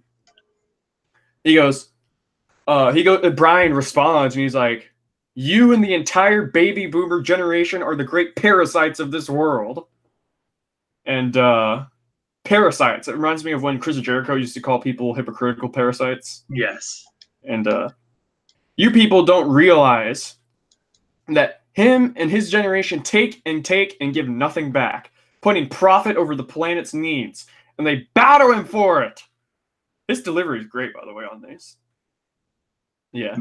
It's like a magic trick where they conceal all the debt they create and leave the people happy trading social media stuff while they hoard the wealth and power, and the distracted people ignore it. He's crazy. These lines are literally everything that, like, SJW liberals, not even SJWs, honestly, but, like, these are the lines that they use. They hoard the wealth and power. Like, that's literally what they say. Isn't it funny that, like, that Daniel Bryan is a liberal, and, like, he's actually okay with, like, this? Yeah, because he believes it. It's just more. It's just, and I actually heard this. Wrestling is just people's personalities turned up to 10. Yeah. And he's actually doing that, which is actually okay. But I can understand why people say. I can understand why people say that. Man, he's right though, because people agree with him. Anytime you bring politics. Well, not even necessarily politics. I don't know if I consider this politics. It's like social issues. Like anytime you bring a social issue or anything into something like this, you're gonna have people agree with that person, whether they're heel or not. Because at the end of the day, it's still an opinion, a legitimate opinion that people believe. That's not down to good guy or bad guy, but he keeps going, and Styles is like, listen, Vince, I know you said this had to be face to face, but you didn't say it had to be in the ring. So he gets out of the ring, and he goes chasing after Daniel Bryan, and Daniel starts running away, but then he just kind of stops, and this AJ might hit him for some reason. I don't know what it's all about, but I noticed that, and they got back. I thought he was trying to like change direction or something like that. Yeah, maybe. I thought he was gonna go into the ring, but then he just kind of hesitated. But they get back into the ring, and Vince is still in the ring, and Daniel hits the ring. AJ gets on the apron. He goes for the phenomenal forearm, but Daniel pushes Vince in the way, so AJ has to stop, and he like hits the ground or whatever, and then Daniel hits the running knee on AJ, and yeah, that's the end of that segment. Daniel stands tall, and yeah, Vince is just kind of standing there or whatnot and doing whatever, mind his own business, and yeah. What do you think about all this? Who's winning at the Rumble? Brian. I don't know who's winning, dude. This is one of the ones I don't. It could go either way.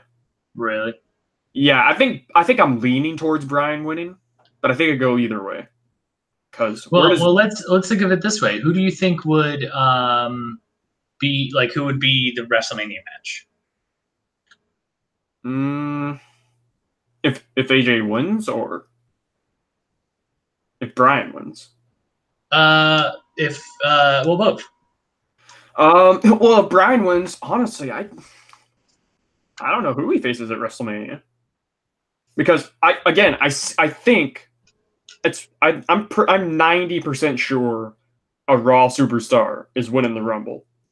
But then again, you could pick between any championship, right? Or did they do away with that so you can only go after the championship? No, you can pick any championship. Because last year they made it clear that you can only go after the title in which... Did they? No, I'm stupid because Nakamura... Yeah, I'm stupid because What's-Her-Face interviewed Nakamura and asked what championship he's going after. Okay, so never mind. Just disregard that. But, I don't know, man. Who would... I think no matter who wins the Rumble, they're going after the Universal title. So, man, who would face Brian at Mania? I don't know. They're not going to go Mustafa, surely.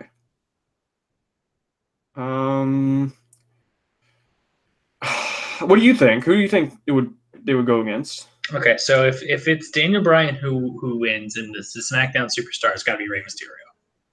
Okay. And now if it's AJ Styles, I think there's a different. Like you could go Joe, you could go Almas, you could go Orton. Oh God, I hope not Orton, but you know they're not going to go with Joe again, though. No chance in hell. No chance. Oh no, Shane. There you go, Shane. He's going to be a double champion, tag team champion. Exactly. Yeah. I don't know. I'm very interested to see what they do because this AJ and Daniel feud is one of my favorites, just because everything's like perfect. Daniel is turning up his personality up to 10, like you said, and it's just working, and I love it. I'm vastly entertained by this story, and I'm interested to see what they do, how Vince shapes up with all this, because Vince is affiliated with AJ. Maybe Vince will be AJ's manager. Oh God! Yeah. Like we need more. We need more McMahons. Well, I mean, we're gonna keep getting McMahons. You know, like that's never gonna change because. Well, why else would they put freaking, you know, why else would they put Shane and Miz as a tag team and go after the titles instantly? They didn't have to win any qualifying matches. All they did was just, you know, You think we can win? Yeah, Shane even was trying to be the good guy. He was like, well, you know, I don't want to insert myself in it instantly because, you know, that's not fair. And he was right. But then he was just like, screw it. He's like, just screw it. You think we can win? Yeah, it's not a big deal, you know. Who cares? Anyways, I can rant about Miz and Shane all day. I'm beating a dead horse. They're going to win the tag titles. That's my final say on that. So, yeah. Next up, we had Mustafa Ali versus Samoa Joe, and it was, you know, they did the thing last week where the match didn't even happen, so I thought they portrayed okay, that they were like kind of brawling and scrappy at certain parts. Mustafa hit this cool crossbody from the second. I really hope Mustafa catches on with like the regular WWE universe. I think he will. I hope he does. I think he's showed enough of himself that he's really good. He's like a great babyface, though. They need baby faces, and here is one. And I read that I don't know if it was Mustafa who said it. I think it might have been Mustafa who said it in an interview that Daniel Bryan really was the one pushing for Mustafa to be on SmackDown. Mm-hmm. And he was like, I want Mustafa on SmackDown. I really want to. I'm facing him as his first match, whatever. I really want him on. And apparently it was Daniel Bryan who really pushed for him. So God bless Daniel Bryan. And God bless Mustafa. So he hit this cool crossbody from the second rope, but they were outside the ring. So laying on the floor and everything. And they were brawling outside the ring. And Mustafa jumped from the barricade onto Joe, and then he just started punching his lights out on the ground, just brawling. It was scrappy, and it ended up just being the how did this even go? Oh yeah, because the finish was Mustafa went for the 054, the reverse 450, and Joe crotched him, and then he choked him out with the coquina clutch from the top, like he pulled him off from the top. And then, Mustafa tapped out, which at first I was kind of like, I don't like him tapping out because, I've given this a lot of thought, submissions and finishers, I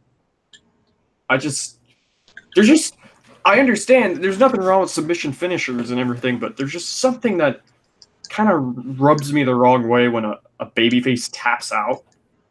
You'd rather have them just pass out? That or just get pinned, because to me it's worse to tap out than to get pinned, because at least if you get pinned it's like you're out, you know what I mean? Yeah. If you tap out, then you're quitting.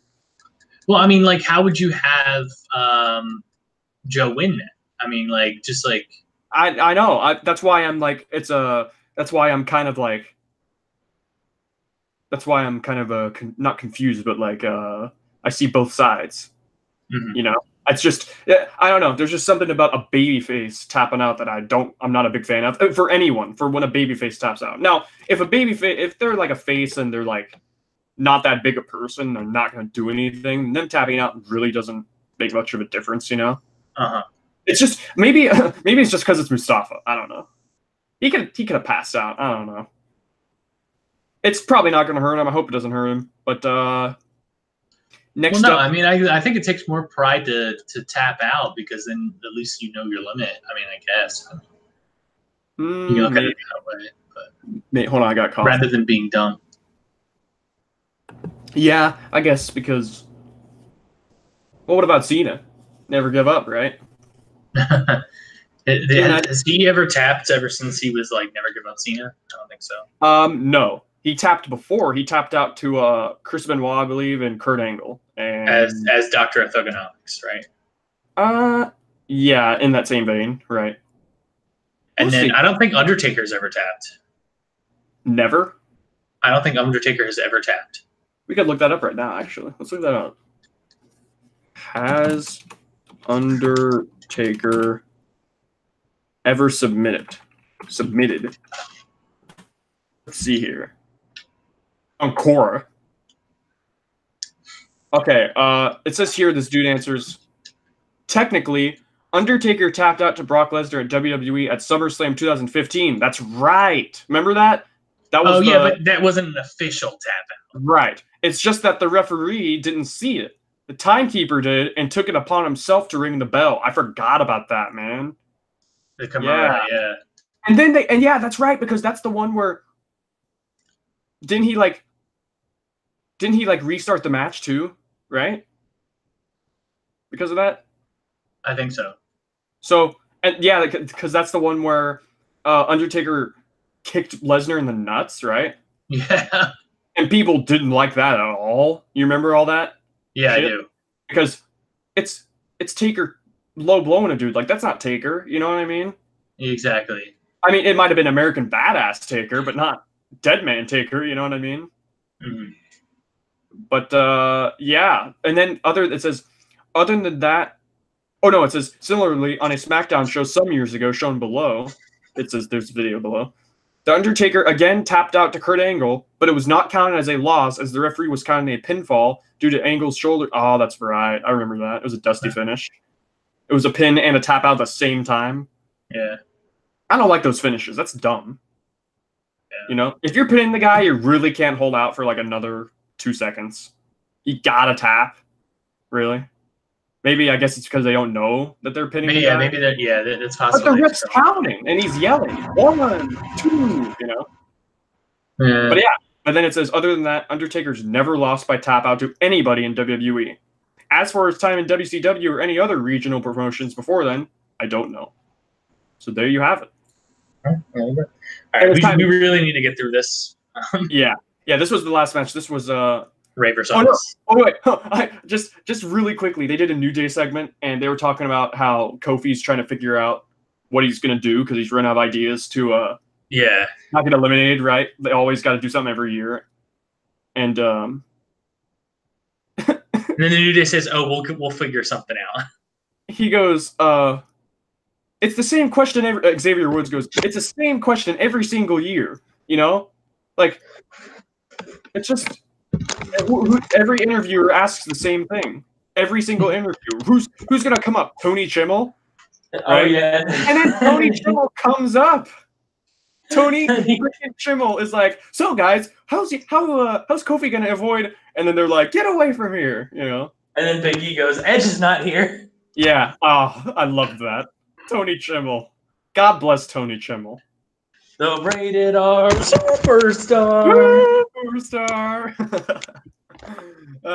So I just wanted to point that out. But Kofi did say he has a plan and that he's not going to give it up. You have to wait till the Rumble. So I wonder what they're going to do. Are they going to land on pancakes again? Oh, that was so stupid. But yeah, next match was Almas versus Ray in the best 2 out of 3 falls match, which and they hyped up, by the way, Rusev versus Nakamura for the U.S. title on the pre-show, and also the fatal 4-way cruiserweight title match between Akira Tozawa, Buddy Murphy, Kalisto, and Hideo Itami. Okay. So, wow, there's not one American in that match. How about that?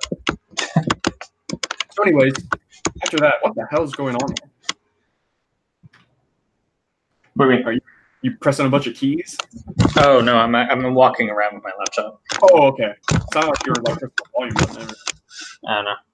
Okay, so yeah, best 2 out of 3 falls between Almas and Ray, and started out, of course, with some fun lucha. He twirls around, hits a Hurricane Rana. Ray does, and throws Almas out of the ring with it. And Ray, he jumps out of the ring, like he hits the second rope, and then does that. It's like that kind of like that move, you know, where that Chris Jericho does, where he hits the second rope and does the drop kick onto the guy. Yes. Only he leaps out of the ring off the second rope and lands on him and hits a Hurricane Rana outside the ring, which looked swift and clean and very accurate, and it looked great. It didn't look sloppy at all. And it made your Diglett hard. It made my Diglett hard. Of everything these guys do makes my Diglett hard. There's literally nothing these guys can't do. And almost went for the Hammerlock DDT. They're in the ring. Almost went for the Hammerlock DDT. Ray countered it and hit a Code Red. So they're hitting Code Reds and Canadian Destroyers. But one of the biggest spots of the entire match, probably the biggest spot, was Almas and Ray are on the ropes together, and Almas has Ray in a powerbomb, right? He just hasn't slammed him yet. He has him on his shoulders for a powerbomb, but they're on the ropes. So I think, he's just going to powerbomb him from the second rope. No. Au contraire. Almas steps to the top rope. Like, the balance and strength you need to do that, you know? Yeah. He goes on to the top rope, not even the second rope. He doesn't half-ass it either. He goes on the top rope, and he powerbombs him from the top. And that was the first fall. Almost won the first fall with a powerbomb on the top, and that was that was probably the biggest spot of the night, and it got a great reaction, and it looked awesome. Like, it's just it was great. And after that, they're brawling and fighting and stuff, and it's great. Almost goes for another powerbomb, and Ray counters that with a Canadian Destroyer, so they're really loving those Canadian Destroyers. Vince really loves it, I guess. Yeah. They're hitting in every match now. And again, it looks great, of course. Again, like I said last week, I just hope it doesn't get overused like on the indies, right? Yeah. I mean, the problem is if Vince is loving it, he's gonna be like, "Do it more, do it every match, damn it." So yeah, I can't wait for the Baron Corbin versus Jinder Mahal. Every time I watch a Canadian Destroyer from these guys, I can't get over it. A Canadian Destroyer on WWE television, I can't get over it. I literally can't. It's just shocking to me seeing it. So yeah, he is a Canadian Destroyer, and that was not a fall though. Then they're outside. Paul is outside the ring, and he's like bent over the apron, and Mysterio does that baseball slide under the rope that he does, like onto the guy laid down, only almost as bent over at the apron. So he like flips and like hits a kind of like a sunset flip, only sliding out of the ring under the rope. So he power bombs him into the barricade, which was a creative spot, and still innovating, man. And Ray does that springboard Hurricane Rana with the pin that he does right after it. How he won the world title in that triple threat at Mania.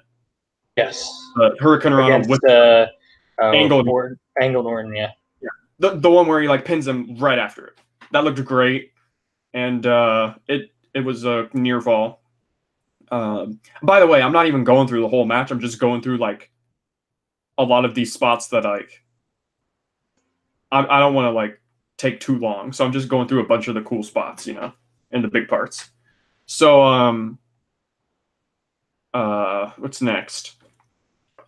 He almost has Ray in like an electric chair, and Ray counters with a reverse Hurricane Rana and plants his head, which looked great.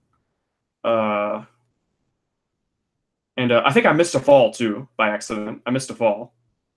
Yeah, that's right. I missed a fall. My bad. Ray got and tied up the series 1-1 with that Canadian Destroyer I talked about. My bad. So yeah, it's 1-1. It's 1-1. So yeah, they're brawling everything, and Ray hits the 619 on Almas, and he's gonna close the match. So he's on the apron. He's getting ready to do his leap from the rope on the springboard, whatever, senton, and only downside of the entire match, Samoa Joe comes out and attacks Ray, so the match ends. So like it wasn't a proper finish. Samoa Joe comes out of nowhere. Yeah, I did see that. And beats Ray up because he's a bad guy. And I thought my knee-jerk reaction was, wow, they ruined this match. But then like it didn't ruin the match, Like it kind of dampened it a little bit, but it didn't ruin the match. It was just it just wasn't a proper finish, that's all. The match itself was awesome. Like, if you get a chance to watch the match, because it was still it was an amazing match. It just had pretty much I don't know if they're going to rule this a DQ win to Ray or a no contest. I guess this was their way of not having either guy lose. You know what I mean? Because I guess they want to keep Almas strong, and that's fine. Whatever. It didn't take away from the match itself in the sense that it was still an awesome match, but it wasn't a proper finish, and I can live with that. So after that, Samoa Joe gets in the ring and he starts to cut a promo, but before he can do anything, Orton comes out of nowhere and RKO's him. You see this? I don't understand. Out of nowhere, like the way they shoot these, I talk bad about their production and their direction of the camera work and whatnot and everything like that all the time, and how I don't like it, but the way they shoot these RKOs out of nowhere are always perfect. Where he's like not in the shot at all, but in a second he's in the shot and he RKOs him. So yeah, Randy Orton returned after being on a brief hiatus, I guess, and he stands tall, does his pose on the ropes, and is Orton winning the Rumble? Hell no. You don't think so? No. They should have had. They would have a riot on their hands at Chase Field. You know what they should have done? They should have had Cena win that fatal 4-way qualifier match and face Lesnar for the title of the Rumble. Then Cena wins the title at the Rumble against Brock. And then Orton wins the Rumble again, so it's Cena and Orton at Mania. Oh man, yeah, so you're a genius. Are you being sarcastic? No, I want to see that. No, I'm just kidding. Yeah. So yeah, that was SmackDown. I thought SmackDown was a really good show. I don't know if it was amazing, but I thought it was a really good show. It gets an easy thumbs up for me. I enjoyed it, and I think it easily beats Raw this week. Raw was just kind of meh. You know what I mean? I say that every week, but yeah, I know you didn't get to see the main event for SmackDown, but I assume that SmackDown would probably still win against Raw for you. Yeah, I mean, the only thing that I would say is that I mean, I didn't get to see all of SmackDown, so I can't judge it. But I mean, I would probably say SmackDown. Right. Yeah, I'd say SmackDown too. And every time I look at the chat and Don is in there, I haven't been looking at the chat this whole time. So Don chatted 40 minutes ago. I don't even know if he's still here, but shout out to Don. He said Country Bears versus 4 Horsewomen at Mania 35. Yeah, well, that's the end of our review. 115 minutes it says we've been streaming. Holy crap, it's almost 3 hours. Damn. Well, no, it's almost 2 hours. All right then. Okay, all right. Well, I think that's enough. I am about dead. Yeah, I know. Good show. Yeah, and then we'll do our Rumble predictions on Saturday. Yeah, we'll have a chill session on Saturday, hopefully, and after Takeover. Yes. And it'll be around 10. I don't know. Those shows 10:30 maybe. 9:30ish, 10ish, yeah, somewhere around that. Yeah. So yeah, it was fun. All right, thank you guys for listening to episode 6, and we'll see you on Saturday. Goodbye.